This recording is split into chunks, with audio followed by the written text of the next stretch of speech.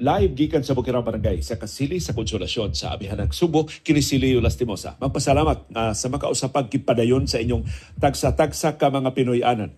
Unsa naman sa ning pag-ong peke nga mga ngan nga nadiskubrihan sa mga kongresista sa ilang pagsubli sa ilang mga dokumento sa articles of impeachment na ilang gipasaka batok ni Vice Presidente Sara Duterte. Dunay Fiona, dunay Magellan, o guban pang dunay Ewan, o guban pang mga kadurahan nga mga ngan.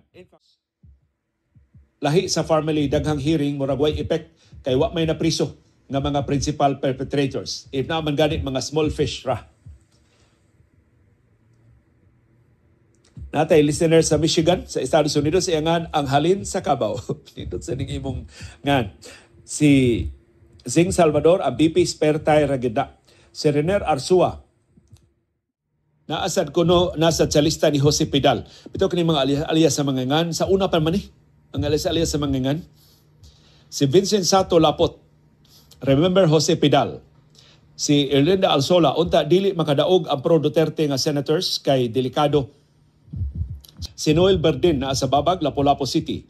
Jonel Apas, padayon ang pakigbisog sa kamatuuran. Si Angie Cabase,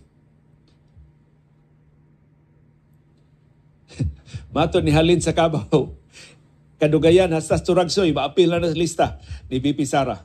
At tutanahon, kay 1,322 biya ni ka-fake names ang naas lista. Yang giila nila, murag less than 100 pa. Si Melz Castro, si Red Tulip na sa Chicago, ito ni Cardenas, murag ilang gipatay ang ilang kaugalingon kung ilang iban ang politika ng dinastiya. Kaya nakalingkod sila sa pwesto tungod sa ilang dinastiya. Si Parts Eileen na sa City of Carcar. Ang halin sa Cubao, basin middle name anang Mary Grace Piatos Piwi. Si Engineer Catalino Rizero Davis, kakuyaw jud sa usa ka mayor or vice mayor, moderitso pagka vice president. Salamat kayo sa inyong tabang sa atong mga programa. Si Angie Cabase, si Los Biminda Gabutan, ang halin sa Cubao, kumusta ang hearing sa mga vloggers na abay ng hilak? Karon pa, karong adlaw ang hearing, atong atangan. Na abay mulugmaw ng mga luha aton sa hearing.